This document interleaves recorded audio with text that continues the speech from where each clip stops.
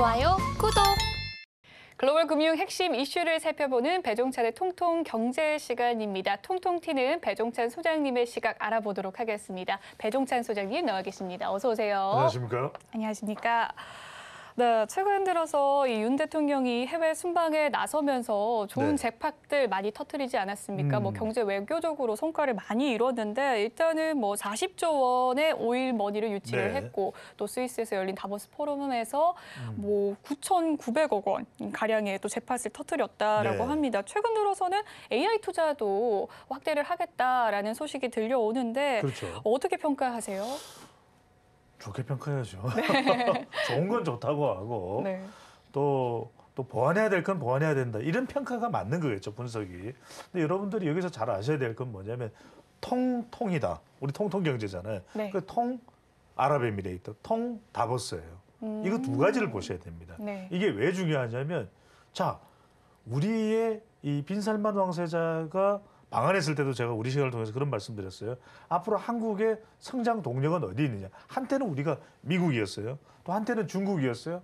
또 한때는 동남아였어요. 물론 아직도 이제 중첩이 돼 있지만 자, 앞으로 대한민국이 성장하는 도약대 플랫폼 어디입니까? 중동이라고 이야기하셨죠. 중동 말고 없어요. 왜? 돈이 나올 데가 없단 말이에요. 그리고 우리 이 기술을 사줄 데가 없단 말이에요. 그러니까 물론 다른 데도 계속 수출도 하고 할 겁니다. 베트남도 마찬가지고 우리에겐 굉장히 중요한 교육국이고 중국의 중요성도 사라지지 않았습니다. 하지만 우리가 뭐 큰 성장을 하기 위해서는 불꽃이 튀어야 되거든요. 바로 그것이 어디냐? 바로 중동이다. 왜 중동이 그럴 수밖에 없느냐? 중동이 많은 고민을 합니다. 외교적으로, 안보적으로, 기술적으로, 또 미래적으로. 그렇게 봤을 때 대한민국만한 나라가 없는 거예요.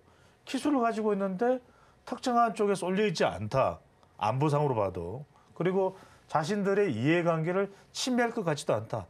왜? 우리 아라비아의 로렌스라는 영화도 알잖아요. 그죠? 그 영화 보면 나이가 들통났나요? 그 영화를 보면은 어떤 영화죠? 네. 자, 묻지 마시고요. 그 영화를 보면은 진짜 그 황량한 아라비아의 이익을 정말 선진국들 영국이나 이른바 제국주의가 휩쓸 것 같단 말이에요. 그런데 한국이 뭐 아랍을 뭐 침략할 나라입니까? 그게 아니잖아요. 최근에 뭐 대통령의 발언도 너무 민감하게 반응할 필요가 없는 게 우리가 뭐 이란을 어떻게 하겠어요? 우리가 아랍에미레이트를 어떻게 하겠어요? 그러다 보니까 중동 국가들이 다른 나라는 일본은 두려워요. 왜? 일본은 여러분들 랭군까지 여기가 어디냐면 지금의 미얀마예요. 미얀마 바로 옆에 이제 중동으로 가는 길입니다. 아프가니스탄. 그렇게 위협해 왔던 제국주의가 일본이기 때문에 일본은 두려워해요. 그 일본은 자꾸 중국하고도 굉장히 이 대립각이 세워져 있잖아요. 그런데 한국, 평화의 나라, 정말 이 K컬처의 나라. 그러니까 무한한 가능성. 여러분들 이거 잊어버리시면 안 돼요. 2030년에도 대한민국 성장 동력은 어디다? 중동이에요. 2040년에도 중동이에요. 2050년에도 중동이에요. 이걸 여러분들이 잊어버리면 안 된다라는 것. 그 속에서 뭐가 중요하냐? 유럽. 사실은 구간이 명간이잖아요.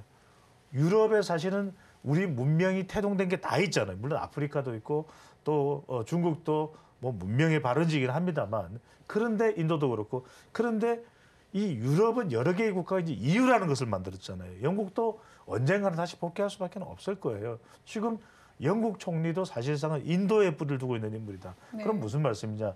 저는 이런 협력을 통해서 우리의 성장 플랫폼을 만들고 있다. 저는 윤석열 대통령이 임기 5년 내에 중동을 한 두세 번 더 가지 싶어요.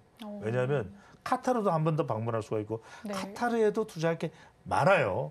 그리고 쿠웨이트도 있고 저는 한번 이란까지 쭉 둘러서 윤석열 대통령이 방문할 가능성이 상당히 높다. 또 하나는 뭐냐면 다보스를 갔던 것은 다보스 특별 연설에 지금 연설문을 지금 요약된 내용을 제가 지금 가지고 나왔습니다만 대통령의 핵심적인 내용이 공급망의 복원력을 강화하겠다. 올해 정말 중요하잖아요. 우리 경제에서도. 그다음에 기후변화 위기를 극복하겠다. 굉장히 중요하잖아요. 대부분 이 친환경 신재생 에너지 쪽으로 가는 건 바로 이 부분 때문에 그렇거든요. 그다음에 또 하나 여러분들 아이고 우리 IT 언제 좋아져? 네이버 언제 좋아져? 카카오 언제 좋아져? 이게 다 여러분들 고민이잖아요. 2030 우리 B2에서 연건해서 지금 카카오 주식 샀고 그다음에 네이버 좀 사놨더니 뭐 변화가 없네. 고민들이죠. 요즘에 최근에 이제 요 1월 초에 좀 좋아지고 있기는 합니다만 근데 이런 상황이다 보니까 뭔가 돌파구가 없느냐. 이때 이제 이야기가 나오는 것이 보건 바이오는 우리 이미 알려져 있는 것이고 디지털 격차를 해소하기 위한 것에 대해서 우리가 상당히 많은 투자를 하게 돼. 이게 이야기는 뭐냐면 유럽과 또 미국과 연계해서 아프리카 쪽으로 우리가 들어갈 가능성, 이 성장 기반을 만들 가능성이 상당히 크다는 거예요. 여러분들 이 이야기 잘 아셔야 됩니다. 2100년이 되면요. 서울대 인구통계연구소에서 나온 지금 자료는 우리 인구가 1800만이 된다. 그렇게나 줄어듭니까? 놀랍지 않으세요? 네. 그런데 아프리카가 전 세계 인구의 4분의 1이에요. 그러면 2100년까지 뭐 저는 안 살아있겠죠. 하지만 우리 후손들의 기회의 땅은 중동 플러스 아프리카예요. 파프리카 아닙니다. 아프리카입니다. 그러니까 이 아프리카를 침투해 들어가야 되는 그 동력이 지금부터 서서히 만들어질 수도 있다라는 거 여러분들 이걸 기억을 해 두실 필요가 있는 것이죠. 네, 그렇군요. 장기적으로 바라봤을 때 대한민국의 성장 동력은 중동이다라는 이야기를 해주셨습니다. 이렇게 좀 한국과 중동 간의 정략적인 네. 동반자 관계가 좀 구축이 되면서 수혜 업종에 대해서 기대하시는 분들 많으실 것 같은데 그 업종들 어떻게 보십니까? 그렇습니다. 이건 여러분들이 사실상 여기에 우리의 미래도 달려 있다. 그러니까 지금 이 MOU 체결이 보통은 MOU 못 지키겠지. 실제로 사우디와 우리가 체결을 했었던 MOU도 상당 부분 지키지 못했었던 것들이 많아요. 그래서 빈살만 왕세자가 왔을 때도 그건 립 서비스 아니야 이랬단 말이에요. 근데 그건 아닙니다. 이제 중동도 실질적인 네옴시티 사우디 개발을 해야 되고 지금 우리가 대통령이 방문했던 이 아랍에미레이트는 우리가 잘 알고 있는 두바이, 아부다비가 핵심입니다. 네. 여기를 계속해서 개발할 수 있고 다른 지역까지 이제는 이 격차를 극복하기 위해서 개발을 해 나간다면 여러분들이 첫 번째 주목해야 될 것은 이번에 이 MOU의 내용에 들어가 있는 거. 우리가 경쟁력을 가지고 있는 전략적 분야에 대해서 아랍에미레이트 국부펀드가 300억 달러. 네. 지금 전 세계에서 국부펀드를 우리가 조명해야 되는 것은 사우디 국부펀드. 그래서 빈살만 왕세자가 들어왔잖아요. 그다음에 아랍에미레이트 국부펀드 또 한 군데 어디예요? 싱가포르. 싱가포르도 들어온단 말이에요. 그래서 얼마 전에 오세훈 시장이 사실상 자기 대선 후보기도 해요. 그렇잖아요. 뭐 어떻게 될지 모르겠지만. 근데 싱가포르를 왜 가? 싱가포르가 이 도시국가로서 가지는 경쟁력도 있지만 어마어마한 국부펀드를 우리 서울에도 투자를 하고 있어요. 그런 것들이 여러분 다 연계되어 있습니다. 그래서 국부펀드가 어디에다 투자하는 어느 이 산업에 투자하는 거를 여러분들이 쫓아가면서 투자를 하셔도 이게 엄청난 수익을 가져올 수 있다는 거. 물론 이제 그 엄청난 수익이라는 건 여러분들 개인적 판단에 따른 투자에 따른 그런 결과가 되겠습니다만은 그런데 지금 우리가 중요한 것이 원전도 있겠죠. 방산도 있겠죠. 그다음에 신재생 에너지도 있겠죠. 자, 이 열사의 땅. 네. 물론 이제 상당히 개발되어 있는 지역도 있지만 사막이잖아요. 그 사막에 태양광 이 전력을 에너지를 발생시킬 수 있는 장치가 된다면 지금 이 태양광 전지판에서 세계적인 경쟁력을 가지고 기술력을 가지고 있는 기업이 어디예요? 하나솔루션이잖아요. 그러니까 이런 것만 보더라도 우리가 진출할 곳이 많고 수소 바이오와 관련해서도 지금 제약 부분이 좀 취약한 것이 중동이거든요.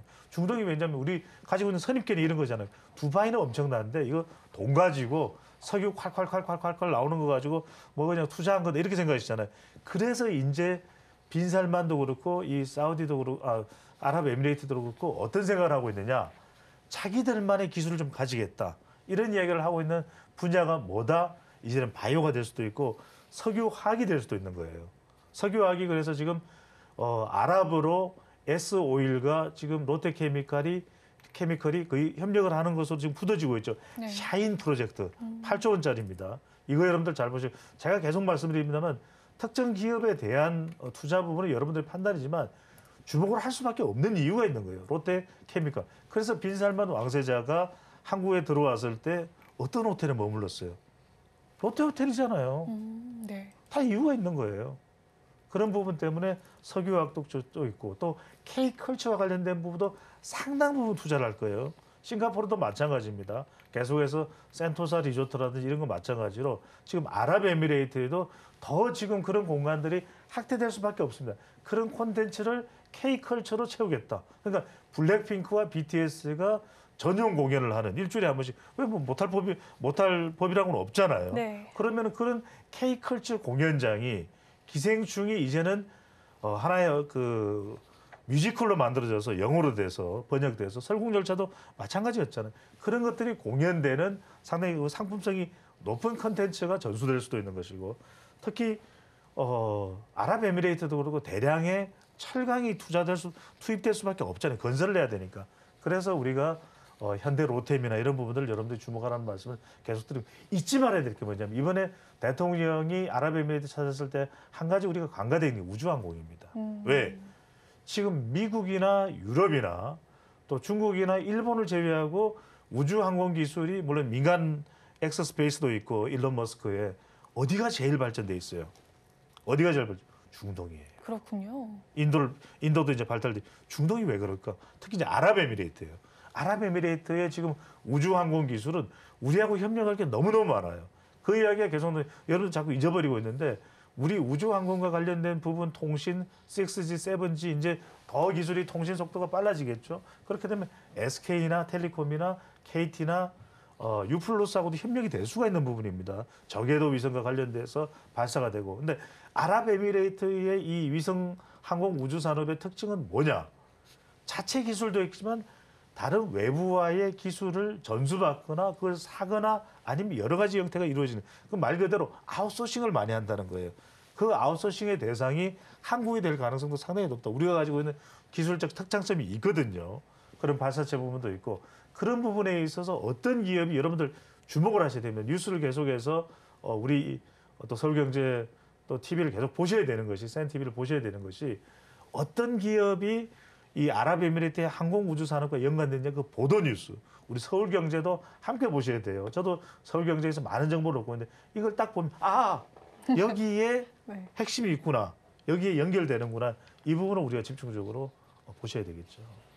네, 아랍에미리트와 한국의 전략적인 동반자적 관계 구축 속에서 수혜 업종들에 대해서 살펴봤습니다. 일단 전반적인 업종들 이야기를 많이 해주신 가운데 원자재 좀 관련 쪽도 좀 살펴봐야겠다라는 그렇죠. 생각이 네네. 들고요. 국부펀드의 투자 업종을 확인하는 것도 중요하겠다라는 생각이 드네요.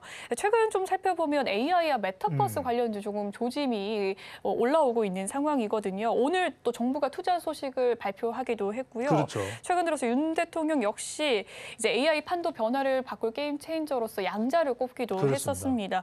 올해 어느 정도 규모의 성장세 올라갈 수 있을까요? 이건 정말 저는 이 성장세는 무서울 거예요. 성장세는 이걸 뭐 추정만 할 뿐이지 우리 내부의 AI와 메타버스도 다른 거예요. 네. 또 하나 중요한 게 뭐냐면 이게 전 세계적인 성장세. 이건 우리가 지금 뭐 예측이 불가능할 정도입니다. 근데 중요한 건 뭐냐면 그 수치보다도 지금 우리가 얼마나 공을 들이고 있냐, 우리가 뒤처지지 않느냐 이게 중요한데 윤석열 대통령의 마지막 사실상 이 일정이 다보스에서 스위스죠. 네. 스위스의 찌리 사실 발음을 잘 찌리 연방공대 네. 여기가 세계 3대 양자 물리학 연구기관이에요. 그렇군요. 그러니까 뭐 우리가 미국도 있고 또 다른 뭐 일본도 있고 양자 물리학 기술 노벨상을 받았다는 이야기가 나오는데 우리가 기초 물리학 이 분야가 취약하잖아요. 근데 윤석열 대통령이 왜 갔겠어요? 앞으로의 이 전 세계의 기술력을 선도할 분야가 어디냐? 한때는 반도체였어요. 한때는 우리가 지금 IT 기술 메타버스 이야기하잖아요. 하지만 메타버스라는 것은 하나의 플랫폼 공간인 것이지 이것 자체가 전 세계의 기술 기반 자체를 한순간에 바꾸는 건 아니잖아요. 근데 우리가 반도체가 나왔을 때 반대처럼 올라갈 수 있는 최대의 기술이 뭐라 그랬어요? 슈퍼컴퓨터 이야기를 했어요. 근데 이제는 이 개념 자체도 뒤엎어버릴 수 있는 게 뭐냐면 양자다. 이 양자가 뭐냐면 다들 우리가 초중 고등학교 다닐 때 물리 시간에 다 졸아. 그래서 몰라요. 근데 양자는 더 이상 쪼갤 수 없는 가장 작은 에너지 단위예요. 이게 지금 포항공대에서도 기술력을 갖고 긴 관이 만들어져서 이걸 빛을 쪼아서 어떤 에너지의 최소의 단위로 가는 거예요. 그래서 상당히 어려운데 이걸 방문했다는 것은 윤석열 대통령도 이 분야에 앞으로 대한민국의 미래를 걸어야 되겠다. 이런 부분을 이야기를 하고 있는 것이고 그만큼 이 올해 가기부의 인재 양성 투자액이 4,500억 원입니다. 이제 각 대학에도 AI 학과가 있고 AI 대학원이 있거든요. 네. 저는 누구 보고 누구를 뭐 어디에 대학을 보낼 거냐 아니면 다시 대학을 갈 수 있으면 어디를 가겠냐 미래를 생각하면 AI 학과를 가십시오. 인공지능 관련 학과가 정말 많이 늘었더라고요. 그럼요. 여기를 가야 돼요. 여기를 가면 앞으로 20년 뒤에는 제가 20년이라고 말씀드린 이유는 바로 이어서 말씀드릴게요. 이게 왜 그러냐면 네. 자 그러면 배 소장님 AI나 메타버스는 이제 가상 공간이 만들어지는 거죠. 가상 공간이 현실과 같은 가상 공간이에요. 이것도 이제 앞으로 계속해서 미국은 이미 상용화되는 것도 상당히 많은 프로그램들이 있고 상품화된 것이 있는데 여러분들이 이제 궁금할 거예요. 여기다가 그냥 주식 아무거나 툭툭 사면 되냐. 최근에 이 AI와 관련되거나 AI 기술은 여러 가지입니다. 뭐 메타버스 관련된 뭔가 좀 이 AI 기술이라는 게 약간 디지털 기반된 것도 AI 기술 자체 그 부품과 관련된 부분도 있고 원천 기술도 있고 다양한데 최근에 뭐 위세 아이텍이나 자이언트 스텝이나 덱스트나 이런 부분들이 이제 조명을 받으니까 주가가 올라가는데 이래서 어디에다 투자를 했는지 여러분들 궁금하실 거예요. 근데 제가 왜 15년, 20년 말씀드렸냐? 중요한 건요. 뭐 5년이 될 수도 있습니다. 10년이 더 빨라질 수도 있는데 지금 2, 3년 내로는 힘들 거예요. 왜? 뭐가 어떻게 돌아가는지 우리도 모르잖아요. 네. 그러니까 AI라는 건 좀 더 이것이 뭔가 상용화되고 매출을 올리고 충분히 그만큼 기술적으로 투자가 돼서 제대로 성과가 나올 수 있는 거. 이른바 여러분들 매기자 분석 전략, 매기자 매출이 있는지, 기술이 있는지 제대로 된 기술이, 원천 기술인지 앞서가는 기술인지 자자는 뭡니까? 기술이 있다고 해서 금방 망하면 큰일 나잖아요. 좀 자금이 풍부해서 튼튼해서 15년, 20년을 갈 그 회사로 좀 검토가 되거든. 거기에다 투자를 해야 된다는 거죠. 그러니까 엄청난 대박이 될 것만은 분명한데 그게 5년 뒤에 올지 10년 뒤에 올지 몰라요. 그런 거 시간적인 시간이 걸린다는 걸 감안하고 여러분들이 분석을 하고 투자를 하실 필요가 있습니다. 네, AI와 메타버스 관련주에 대한 이야기를 해주셨는데 중장기적인 뭐 15년, 20년을 바라보는 투자 접근 전략 말씀을 해주셨습니다. 어제가 아니죠. 작년 같은 경우에는 메타버스 관련주들 굉장한 급등의 흐름을 보여주지 않았습니까? 섹터로 굉장히 테마로 분류까지 했었는데 그렇죠. 높은 주가 변동성이 있었어요. 지금은 뭐 원자리로 다 내려왔다라고 하지만 리스크 최소 전략 그래도 하나만 꼽아주신다면요. 그래서 여러분들이 얼마만큼 이것을 상용화하느냐. 네. 그러니까 미국의 경우에도 메타버스 기술을 가지고 상용화해서 이것을 교육 프로그램이나 또는 게임 프로그램으로 연계해서 하는 경우가 있어요. 여러분 잘 보셔야 됩니다. 저 우주로 화성까지 미사일을 쏘아보내기 전에 적어도 달에 인공위성이라도 보낼 수 있는 지구 궤도에 그걸 해서 상용화해서 돈을 벌고 있어야 되잖아요. 뭔가 캐시플로우 흐름을 가져갈 만한 상용화의 능력이 있는 회사. 그 회사에 여러분들이 집중해서 그래서 뭔가 매출 성과가 있었다. 계속 내년에도 돈이 벌릴 것이다. 그 지금 진행이 되고 있는 AI나 메타버스 회사에 주목을 하셔야 되는 것이겠죠.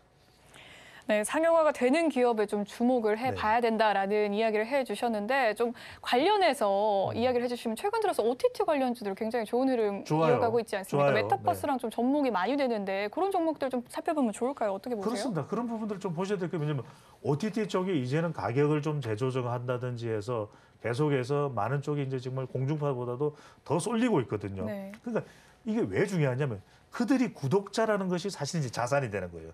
10만 명, 20만 명, 한 100만 명 넘어가면 그걸 이제 게임 플랫폼으로도 전환할 수 있거든요. 얼마나 많은 구독자를 가지고 있는가. 그것이 메타버스로도 전환됐을 때 그 메타버스 내부에서 실질적인 상거래가 이루어질 수 있거든요. 쇼핑이라든지 바로 그런 면세점까지도.